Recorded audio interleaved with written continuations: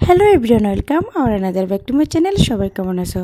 আজকে আমার recipe chicken fried rice. খুবই ইজিলি সিম্পলভাবে ফ্রাইড রাইসটা তৈরি করে দেখাবো রেস্টুরেন্টের মতো। রয়েছে অনেক tips and tricks. Fried rice তৈরি করার জন্য সর্বপ্রথম আমাদের নিয়ে নিতে হবে বাসমতি চাউল। এখানে আমি 2 পট চাউল নিয়ে নিলাম। আর চাউলগুলোকে ভালোভাবে পানি দিয়ে ধুয়ে ক্লিন করে নিতে হবে। ভালোভাবে পানি দিয়ে পরিষ্কার করা হয়ে গেলে আবারও কিছু পরিমাণ পানি দিয়ে চাউলগুলোকে ঠিক 2 ঘন্টার মতো ভিজিয়ে রাখতে হবে, যাতে করে চাউলগুলো কিছুটা নরম হয়ে আসে। এখন চাউলগুলোকে এক সাইডে রেখে দেব। এখানে আমি 3টে কালারের ক্যাপসিকাম নিয়ে নিলাম, ইয়েলো, রেড অ্যান্ড গ্রিন। এই ক্যাপসিকামগুলো সাইজে যেহেতু অনেক বড়, তাই বাজার থেকে কেনার সময় অবশ্যই ক্যাপসিকামগুলো তাজা দেখে কিনবে, না হলে পচে যাওয়ার সম্ভাবনা থাকে। এইখানে আমি কিছু পরিমাণ সবজি নিয়ে নিলাম। খুব অল্প পরিমাণের বরবটি, একটা টমেটো এবং একটা গাজরকে খোসা ছাড়িয়ে ছোট ছোট সাইজ করে কেটে নিলাম। যে টমেটোটা নিলাম সেই টমেটোটা আমি ব্লেন্ডার করে একটা পেস্ট তৈরি করে নেব। এখানে আমি বরবটি এবং গাজরগুলোকে ছোট ছোট সাইজ করে টুকরো করে নেব।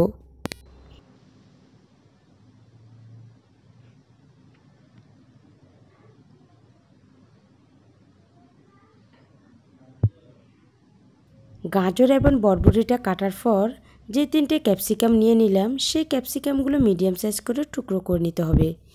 এইখানে আমি প্রতিটা ক্যাপসিকামের অর্ধেক অংশ ব্যবহার করলাম। যেহেতু ক্যাপসিকামগুলো সাইজে অনেক বড়, তাই পুরোটা ব্যবহার করলাম না।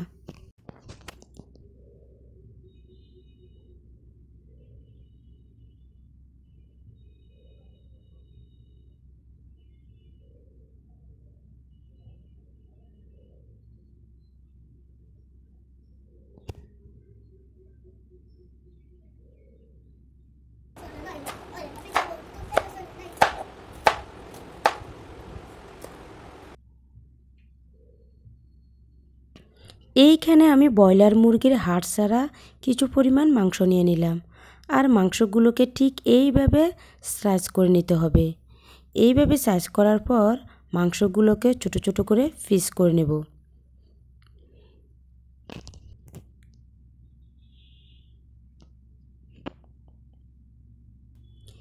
নিয়ে নিতে হবে রসুন কুচি, পেঁয়াজ কুচি, আদা কুচি এবং কাঁচামরিচ কুচি।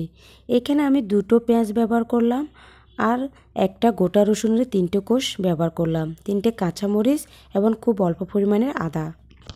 চাউলগুলো 2 ঘন্টা ভিজিয়ে রাখার পর চুলায় একটা ফ্যান বসিয়ে দিলাম আর সেই ফ্যানে পরিমাণ মতো পানি দিয়ে দিলাম। পানিগুলো ভালোভাবে ফুটানো হয়ে গেলে এখানে আমি কিছু গরম মশলা দিয়ে দিলাম আর তার সাথে দিয়ে দিলাম খুব অল্প পরিমাণে তেল।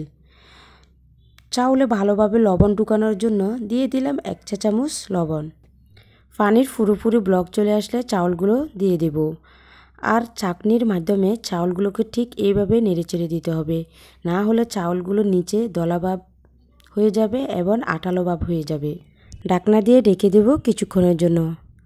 প্রায় 3 থেকে 4 মিনিট পর ঢাকনাটা উঠিয়ে চাউলগুলোকে ভালোভাবে নেড়েচেড়ে দিতে হবে।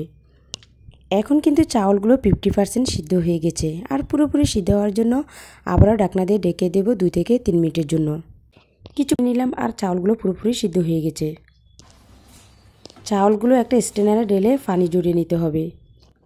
চুলায় আবার একটা অন্য ফ্যান বসিয়ে দিলাম।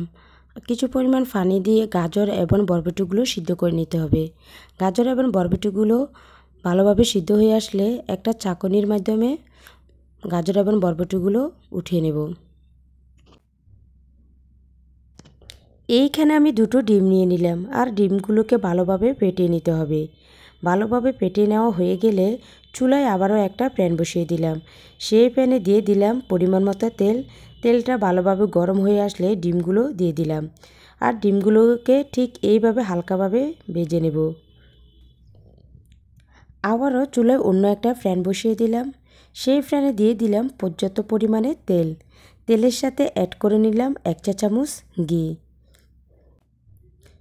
তেলগুলো ভালোভাবে গরম হয়ে আসলে এখানে আমি দিয়ে দিব সে কুচি করে নেওয়া আদা এবং রসুনগুলো। আদা এবং রসুনগুলো হালকাভাবে ভেজে নিতে হবে, বেশি ভাজা যাবে না। হালকাভাবে ভেজে নেওয়া হয়ে গেলে এখন দিয়ে দিব সে কুচি করে নেওয়া মাংসগুলো।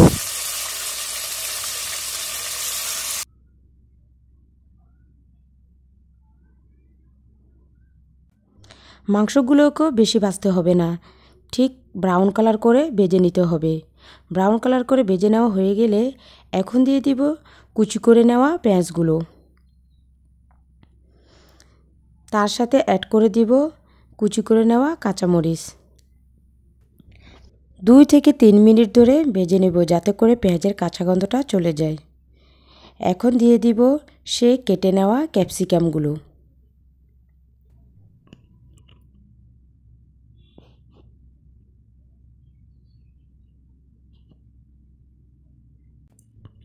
আবারও 2 থেকে 3 মিনিট ধরে ভেজে নেব যাতে করে ক্যাপসিকামগুলো মাংসগুলো কিছুটা পরিমাণ সিদ্ধ হয়ে আসে।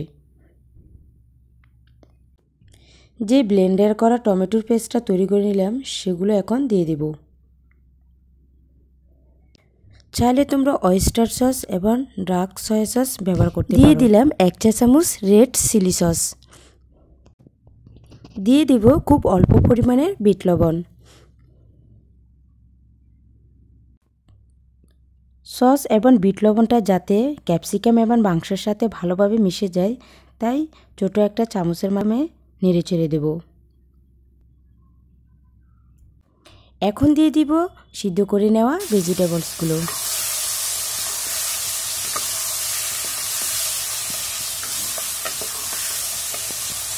দুই থেকে 3 মিনিট ধরে সবজিগুলো ভাজার পর এখন দিয়ে দিতে হবে রাইসগুলো। আর রাইসগুলো দেওয়ার সাথে সাথে হালকাভাবে নেড়ে দেব। এমনভাবে নাড়তে হবে যাতে করে রাইসগুলো ভেঙে না যায়। রাইসের সাথে সবজিগুলো ভালোভাবে মেশানো হয়ে গেলে দিয়ে দিব সেই ভেজে নেওয়া ডিমগুলো। দিয়ে দিব খুব অল্প পরিমাণের গোলমরিচের গুঁড়ো। গোলমরিচের গুঁড়োটা অবশ্যই তোমরা ব্যবহার করবে, এতে করে টেস্টটা দ্বিগুণ বেড়ে যায়।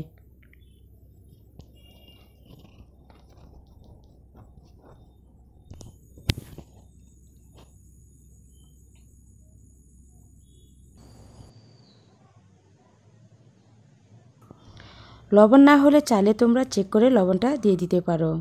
আর চুলা থেকে নামানোর পর 2 থেকে 3 মিনিট রেস্টে রাখতে হবে। এরপর কিন্তু রাইসগুলো একদম জড়জড় হয়ে যাবে। এইভাবে আমি তৈরি করে নিলাম চিকেন ফ্রাইড রাইস। যারা চিকেন ফ্রাইড রাইস তৈরি করতে পারো না চাইলে আমার রেসিপিটা ফলো করে চিকেন ফ্রাইড রাইসটা তৈরি করে নিতে পারো। রেসিপিটা যদি সবার কাছে ভালো লাগে অবশ্যই সবাই লাইক কমেন্ট শেয়ার করবে। আল্লাহ হাফেজ।